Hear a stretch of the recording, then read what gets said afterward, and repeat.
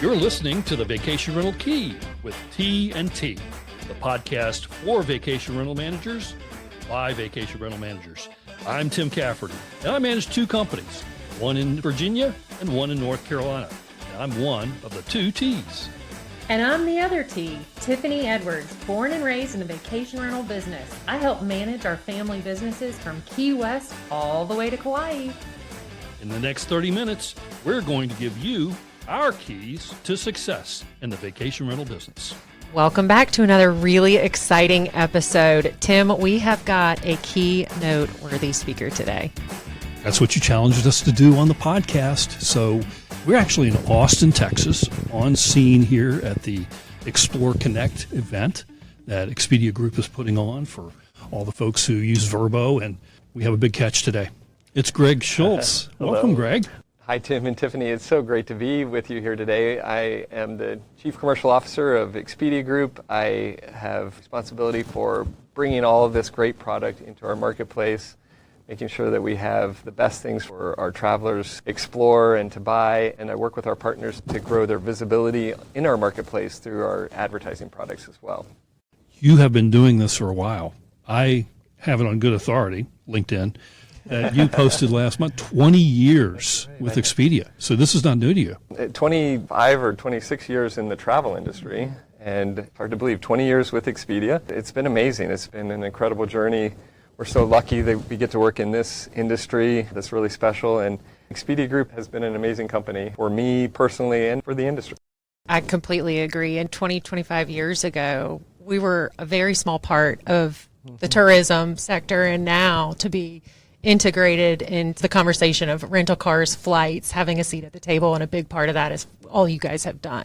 It's a fantastic product, and travelers love the opportunity to connect together with their families and friends in amazing places on the beach and mountains, and we really enjoy working with our vacation rental partners. Seems like travel preferences are really changing, maybe more so recently than ever, and you are looking at data all the time. What's the data telling you right now relative to travelers and their preferences?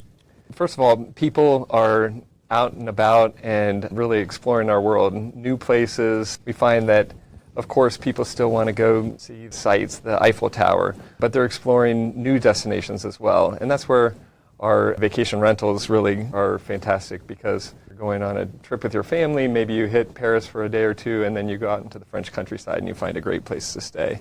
And so we're seeing a lot of what we call these detour destinations, where you take in a couple destinations at once. That's a really big trend for us.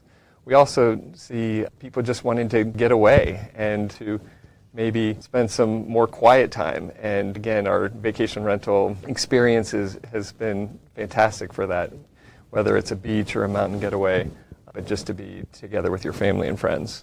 Yeah, and I was actually just in a session that spoke a lot more about the JOMO. Yes. So before being FOMO, the fear of missing out, and a couple years ago after COVID, the B leisure. So business, and you add in the travel, but now it's really about unplugging and finding those spots, which I do feel like the vacation rental sector can certainly help out with. That's right. Joy of missing out. I love it.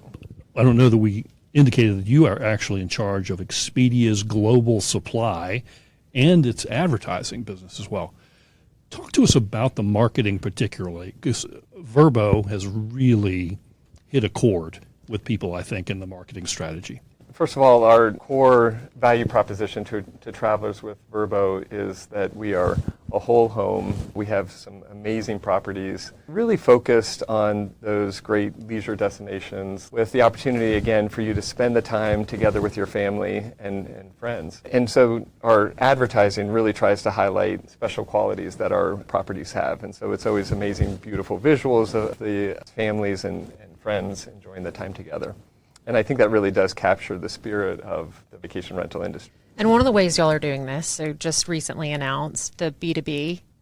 Can you talk a little bit about that integration and across the different platforms? The great thing about Expedia Group is that it is a marketplace. And so while we do have an important brand in Vrbo, and that has been the foundation of our vacation rental business, we are expanding into Expedia, our multi-product brand, as well as our B2B network. So we are giving our vacation rental partners more access to more demand. And really, the thing that Expedia Group has done really well as a marketplace is matching travelers with the right demand. And so by using technology and the right data to ensure that we're presenting the right products to those travelers, and then we're helping them make an informed choice, no matter where the demand channel is, whether it's in our brands like Vrbo or Expedia or Hotels.com, or it's a B2B partner. So many of our listeners are what we call partners. Starting to use the term host. I'm not a big fan, but that's okay. You understand they're providing products, some of that global strategy you have. What would you tell those folks about what they can do, maybe some action steps they can take to better position themselves to take advantage of these additional platforms? First of all, whether you call them host or something else, we know that partnership is critical in our industry. It always has been, and it's especially, I would say, important in this space. And we have an amazing team of partner success associates who are out in the markets working with our property management company partners as well as hosts, and we're committed to helping them understand the different sources of demand within the Expedia Group marketplace, whether it's more traditional Vrbo or if you want to reach through Expedia or our B2B network. There are some things that are changing in this marketplace, and we're helping our partners through that and trying to offer more options. We are launching the Vrbo payments system, which allows for Expedia to be merchant of record, but it provides options. And so we want to make sure that our partners are always understanding what the different options will help them achieve in the marketplace. And I wanted to ask too, as it relates to kind of standing out and coming into the really full fold of the Expedia platform, how much of that in your data research of those individuals have not been exposed to a vacation rental market, or how many are just brand loyal to Expedia, maybe utilizing that platform to book some of those vacation rentals? The Expedia Group has a loyalty program we call One Key, and there's more than 168 million members in the One Key program. This platform, through Vrbo or one of the other brands, allows our partners to reach directly into that loyalty program. And there's many different things that we do to merchandise the product well to that, including loyalty rates that you're able to offer through the platform. So that's one important way that you can target specific travelers. I want to go back to the merchant of record. So you talked about that you'll have options. Do you kind of elaborate on some of what that option or what that will look like? That's always a hot button topic. I know even from the regulation standpoint, but then also for a property manager to really understand. So do you mind just diving into that a little bit? Sure. At the highest level, it's important for us to understand how the property managers will work within our system. And we've always tried to take a balanced view because we ultimately have a shared interest in delivering a great experience to a traveler. And so we really want to understand what it is that you're trying to accomplish or what you're offering that traveler and how we can facilitate that best. Sometimes it's important that you have the control over the payments and are merchant of record. Sometimes it's better for us. For example, if Expedia Group is merchant of record, we're able to better work with our loyalty program. We're able to distribute more easily through our B2B network. And these are increasingly important parts of this ecosystem. And so, again, we want our property manager partners to understand the trade-offs and provide the choice. And we think that is a differentiating quality in the Expedia Group marketplace versus our competitors. Very much so. Greater benefit as a result of making those changes. But to be clear, not to set off panic in the streets. Right. This is not a requirement you are putting on the hosted partners. It's not. It's technology that we are building and that we will make available to our partners. The consumer has really been driven to that, not only just the brand loyalty, but the rewards. Mm-hmm. And now that we've seen the financial changes, that people are really moving towards utilizing those reward points. And that's not something necessarily we can do in any of our businesses. So this is an interesting option then for many of our partners. There's a few aspects of our loyalty program that I believe are really interesting for our partners. First, using data to target travelers and really being smart about the way you're positioning within the network using loyalty program data.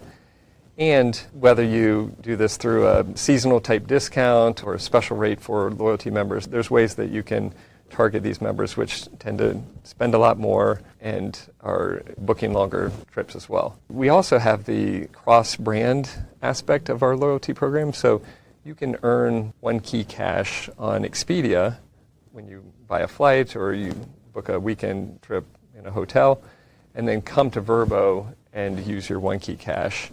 Again, all funded by Expedia Group, but it's to the benefit of our partners and the traveler. So y'all have made a very conscious effort to really focus on quality. You've gotten rid of listings that didn't necessarily meet the qualifications and create the experiences that you have had in trust and have advertised to your consumers.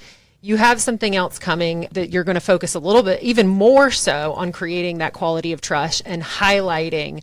Will you talk to some of our property managers that are out there where I feel like this program really would help incentivize those individuals and companies? Yes, and thanks for the question, Tiffany. It's important that our partners understand the Premier Host program, how they qualify, what it means. It's also really important for our travelers because we know that matching expectations with experience is what really drives repeat and satisfaction in travel.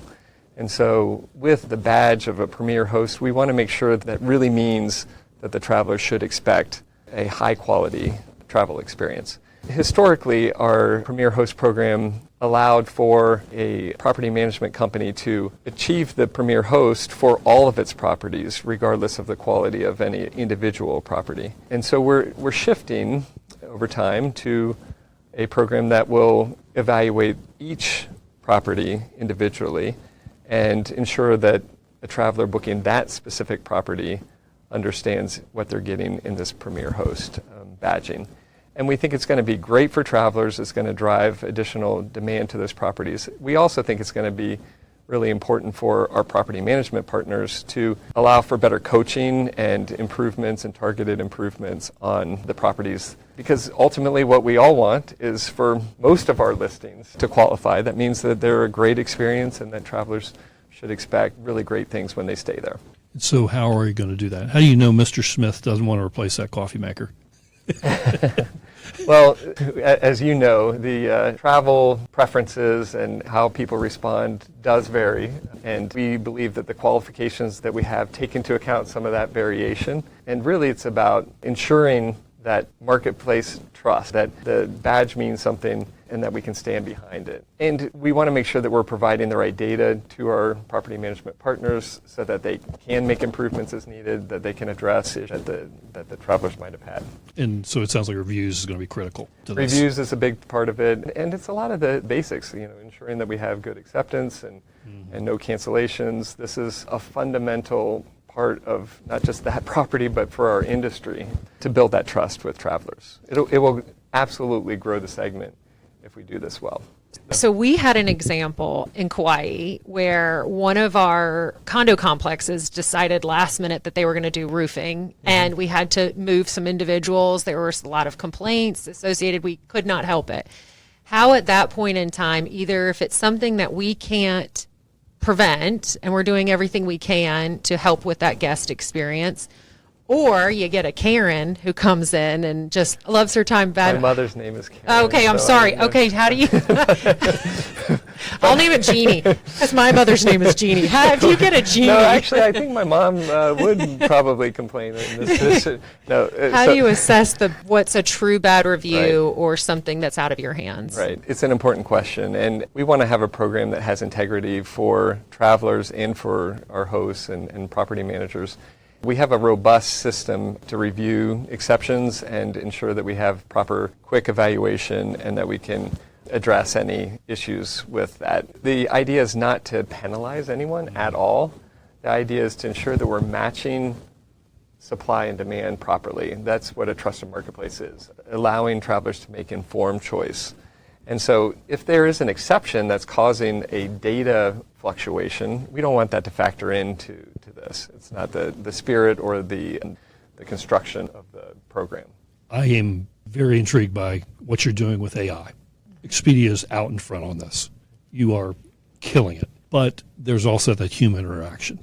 So what's Expedia doing to make sure you're balancing AI and all it can do versus that human interaction on even the situation you just talked about? Right, well, it's a great question, whether it's today's amazing AI or technology going back to the beginning of the online commerce and online travel. When I started, especially in travel, right? Because travel is hospitality. It is a people industry. It's about connecting people to places. And if we can use technology to enable that or to make it better, that's an amazing thing. And we don't want technology to get in the way of that. I'm always telling my now adult children, put your phone away. Like, experience this moment. Get a picture and then let's move on, because we are in an experiential industry, right? But I have seen over these years the power of technology to really improve the experience. And it starts with this selection and matching of the product with the traveler and the particular needs of that traveler. So I'm very bullish on AI in the travel industry. I think it's going to help us sort through all of the different information, the many options that you have in travel, and ensure that we're getting that perfect trip. And vacation rentals can be a tricky selection, right? This is not I need to go from Chicago to New York and I want a nonstop, and here's my 10 options. I'm going to pick the cheapest or the one I have miles on or whatever. This is very much part of your vacation experience when you are staying in one of these homes. And so you really do want to know all that you can about that property, the community, and the experience that you should expect at that property. So I believe that AI will help you do that. We're now using AI to help sort through reviews, and it summarizes reviews so that you can quickly see that. We have a Q&A tool now that allows you to search through all the data that we have about that property in AI search. So there's much more that we can and are doing with AI, and I think it's going to make travel better. What can we do better at providing information regarding our properties to make sure that we attract or can be pulled into some of that Q&A for those individuals that might be going into the Expedia app and we're integrated, but they may not necessarily know of our area or know the feeling of what they want to go to, but don't necessarily know how to get to one of us? What should we be doing to help elevate us to reach some of those consumers? It's a fair question, Tiffany, and at the same time, I would say we are very dependent on our partners to be successful in the way we present vacation rentals. And we can use technology. We are using advanced technology to do that. But we know that you know this property and the experience to expect better than anyone, and we want to make sure that that's what comes through. I'll tell you, we're always going to keep trying technology and some of it might not work perfectly. We had an experience with this product a couple years ago where we were using AI to select the hero image for our properties. And we got a lot of feedback from the owners and from property management companies. Like, that's not the picture that represents my place and the experience they have there. And we adjusted, we pulled that technology, we took the feedback, and we're really now trying to partner and to listen to our property management partners on how to do that better. AI and this advanced technology is really dependent on data. So ensuring that we have all the right characteristics of the property and that it's structured in the right way is really important. And our team is always reviewing that, and I hope providing the right feedback to our partners. And you really made a huge investment in data and systems over the last few years. How has that paid off for you? It really started back as we combined a few of these companies together. Mm-hmm. We found that technology had become very complex and heavy and difficult to move fast. And so we took on this project to re-platform, and as part of that, really focused on the data and structuring our systems in a way that allows us to innovate better and to move faster. It also, Tim, allowed us to put vacation rentals inventory on our other brands. Yes, thanks. And that's been a huge advancement for our travelers, for our partners. It's enabled by that technology investment. I just have to say, I know that we said the host and the partners, but I love that we continue to use the phrase vacation rentals. I'm true to that brand completely of vacation rentals. I think that's what we offer and supply. So I want to say thank you for continuing to use the phrase vacation rentals. Well, now we're stuck with it because it's in our name. Yeah. But I would say it does distinguish our approach. It's not an alternative accommodation. We say very clearly at Expedia, we're selling hotels and vacation rentals. I really like how that captures what you experience when you book on Vrbo. So now we're going to get into a question you probably can't answer. Publicly traded company, one of the chief officers here. But first of all, I was struck when I was looking through the information. Expedia is a $13 million business. That was the size of the entire vacation rental industry just a few years ago. So congratulations to you for developing that product. But what does the future look like that you can address? Well, so remember, I started at Expedia 20 years ago. Interesting bit of trivia. My first day at Expedia was the first day that we traded as a publicly traded company. Wow. August 1st, 2005. Before that, it was part of Microsoft, and then it spun off, and then it was purchased by IAC, Barry Diller's company, and then combined, and then public company. 2005. When I started, I think we were doing, I don't know, maybe 30 billion or so in bookings, and we're now doing close to 130 billion in bookings. And that growth has been incredible. It's been, personally an amazing experience. But what's been most enriching for me is the chance to expand. I was at American Airlines before for Expedia. I started working in our air business, and to expand into the other parts of the business. And I've so much enjoyed working in vacation rentals. I find that these partners are more passionate about the business of travel than any other, because it is a lot of small business entrepreneurs that know the business well, that are understand the levers that they have and have expectations on us. And when we deliver on that, we all win. So it's been phenomenal for me to see everything that's happening in this vacation rental. Good duck on that, by the way. But so where are we going? Where are we going? Yeah, you should have been more specific. Where will we be in a year? Sorry, I forgot. I was going on there so long, I forgot about what you asked. I should write it down.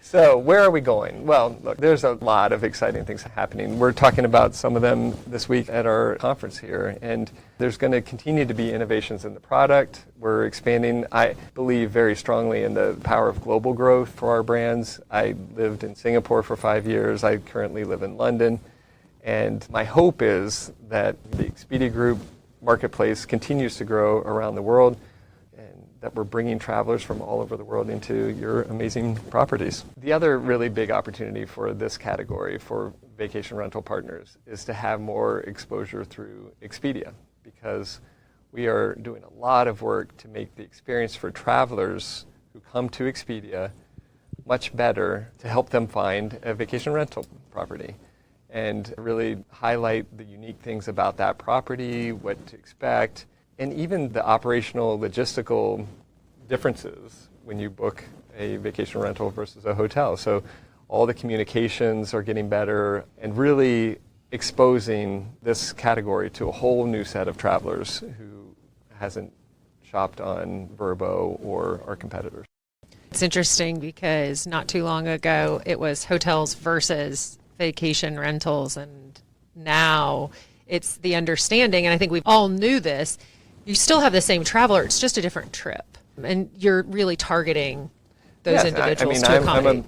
I'm a perfect example of that. I think many of us are, where I'm staying in a hotel today, and I look forward to a trip with my family where I can stay in a vacation rental. In fact, we went to a wedding a couple months ago with my family and had my in-laws there and nephew, and all together in the same home, and that was great. But that's what travel's about. It's not one thing. It's everything. It's about exploration. What didn't we ask you we should have? Yeah. Oh, good one. Good question. Good. It was really exciting to talk about some of the innovations that we have, but mostly just to see the passion of of you all as owners, as property managers, and like I said, this is an amazing group of partners we have here in Austin. Well, speaking of passion, we have a little segment we like to do, our inane little game, Quick Draw. We ask you a series of off-the-wall questions to find out more about you. You can answer in a few words, or more wordy if you like. Okay. So start the clock. From a consumer perspective, what's one thing everyone should be utilizing Expedia to do, going in that's underutilized? Expedia does some really great work on the destination as a whole. We're partners with destination management company, with local cities to really help you experience more. So we have activities and then the way that vacation rental fits into that, I think is just perfect, right? Because it's more about experiencing. You just mentioned your globe trotting. You've lived in North and South America, Asia, currently living in Europe. How many countries have you visited, Greg Schulze? I can't say that I've counted. It's under 100, I know that, but it's close to it probably. Although I tell you, so I met Phil Kogan from The Amazing Race. I asked him that question, and his was 140 something, which just seems ridiculous. Something to aspire to. You might be close. No, there's a lot of the world that I feel like I need to still see, and I think that's one of the things about travel. The more you do it, the more you realize that there's more places to go. All right, then what's your favorite vacation spot? I definitely like it all, depending on the mood. Right now, I've been traveling so much for work. Right now, I would love a beach vacation, just quiet. I grew up going to North Carolina coast for vacations, and my wife's from North Carolina, so we would always do a Topsail Island house, and really enjoyed that as a young family with our kids and the grandparents. I think you already answered this earlier, but when is the last time you stayed in a vacation rental, and how did it go? I think if the wedding was the last, it must have been half or so ago.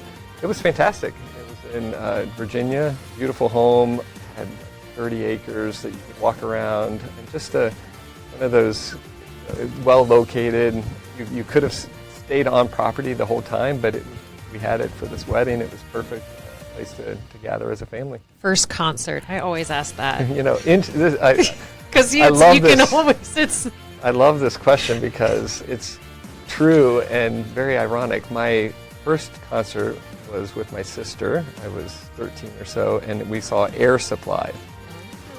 And for the longest time, I was the air supply guy at Expedia, and so I just found that ironic. But no, a classic. All right, so you are a Northwestern grad and a UNC School of Business grad. So who's your nemesis, Illinois or Duke? Well, so I grew up in Ohio. My parents both went to Ohio State, and they just could not understand why I would Ohio. God forbid a Big Ten school. There's always the Ohio State-Michigan rivalry. My wife is from North Carolina. Half her family is North Carolina, UNC, half the family is Duke.